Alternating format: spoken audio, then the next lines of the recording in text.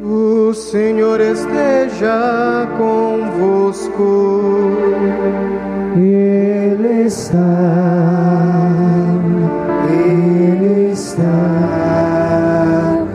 no meio de nós. Eu vos anuncio a boa nova de Jesus Cristo, segundo João. Glória a vós, glória a vós, glória a vós, Senhor.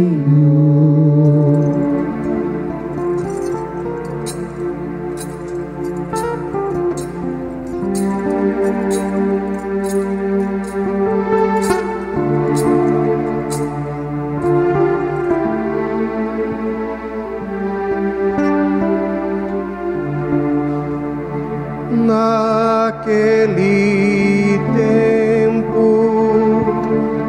disse Jesus a seus discípulos: se me amais, guardareis os meus mandamentos, e eu rogarei ao Pai, e Ele vos dará um outro defensor, para que permaneça sempre convosco. O Espírito da verdade, que o mundo não é capaz de receber, porque não o vê nem o conhece. Vós o conheceis, porque Ele permanece junto de vós e estará dentro de vós. Não vos deixarei órfãos, eu virei a vós. Pouco tempo ainda, e o mundo não mais me verá, mas vós me vereis, porque eu vivo e vós vivereis. Naquele dia sabereis que eu estou no meu Pai, e vós em mim e eu em vós. Quem acolhe os meus mandamentos e os observa, esse me ama. Ora, quem me ama será amado por meu Pai, e eu o amarei e me manifestarei a Ele. Eu o amarei e me manifestarei a Ele. Irmãos e irmãs, é palavra da nossa salvação.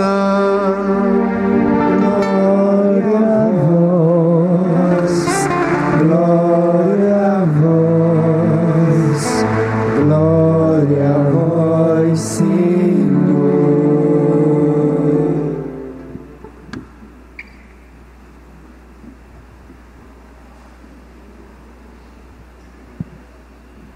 Queridos irmãos e irmãs, reunidos em nosso santuário, mais uma vez eu lembro que o Padre Máximo está lá no confessionário, para quem quiser se confessar durante a Santa Missa hoje.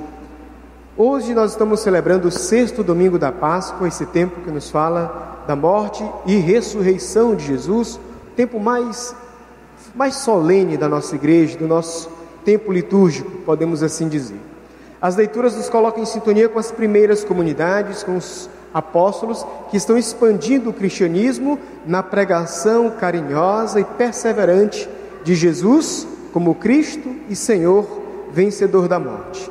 Em Atos dos Apóstolos percebemos Filipe que vai pregar o Evangelho, vai falar de Jesus além das fronteiras do judaísmo, também fora da Judéia, na Samaria, ou seja, no contexto dos pagãos, dos não-judeus, que também recebem o anúncio de Jesus, e também no meio deles a igreja cresce e o testemunho de Jesus se espalha.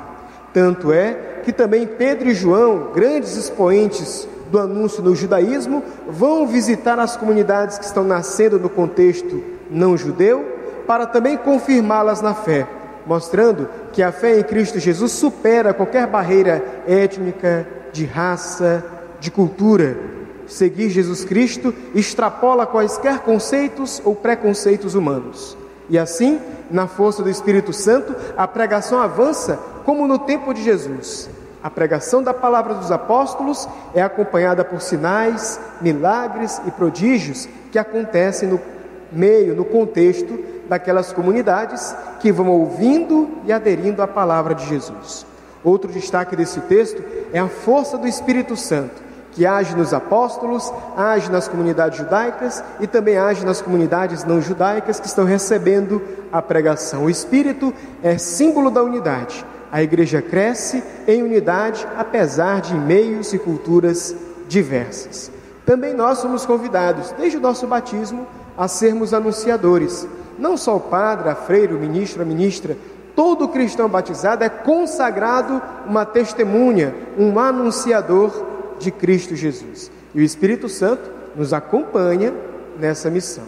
Depois ouvimos a carta de Pedro, que após capítulos falando de normas gerais para a vida cristã, os relacionamentos dentro da comunidade, hoje fala como devemos nos comportar diante das perseguições.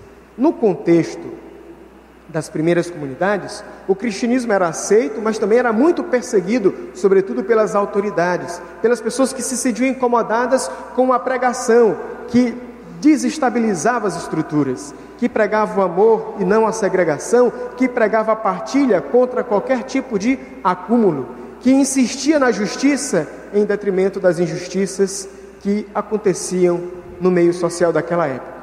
Assim, Pedro diz que o cristão é um homem que tem uma fé, uma mulher que tem uma fé fundamentada em Cristo. Cristo sofreu a cruz resignado, não deixou de pregar, de amar, de testemunhar e enfrentou a perseguição não com ódio no coração, mas com amor. Assim, o nosso anúncio cristão deve ser capacitado, mesmo na hora da dor, do sofrimento, da perseguição, que às vezes acontece até dentro de casa, dentro da família, mas também em outros ambientes sociais, em que a mensagem da fé às vezes não é bem aceita, em que a proposta do Evangelho às vezes não se coaduna com certas práticas desonestas.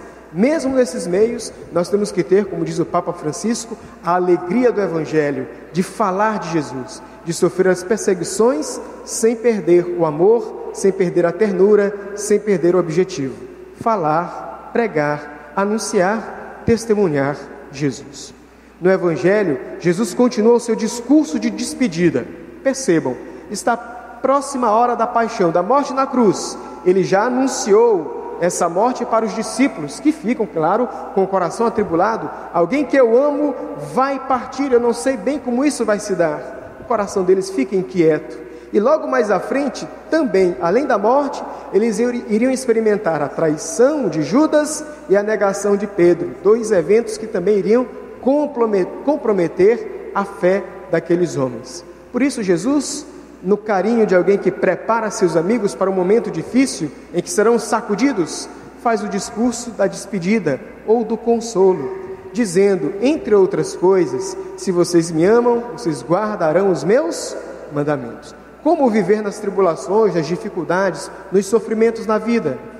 Vivendo os mandamentos de Deus. Se eu guardar os ensinamentos de Jesus, pode vir dificuldades da minha esquerda, da minha direita, de frente, de todos os lados. Eu vou sair firme daquela tribulação, porque eu vivo, eu guardo, eu persevero na palavra de Deus. É sempre bom lembrar que Moisés trouxe 10 mandamentos na tábua das leis. Ao longo dos séculos após Moisés, esses 10 mandamentos foram subdivididas em outras 613 normas. Às vezes é difícil decorar 10, imagina 613 normas. Por isso Jesus, com sabedoria e sintetizando aquilo que é essencial no Evangelho, ele vai dizer: qual é o maior mandamento? Você sabe tão bem quanto eu: amar a Deus acima de todas as coisas. Guardar esse mandamento nos conduz para a eternidade, nos segura nas tribulações, nos coloca em conformidade com a mensagem cristã. E o segundo é semelhante a este: amar o próximo como a si mesmo.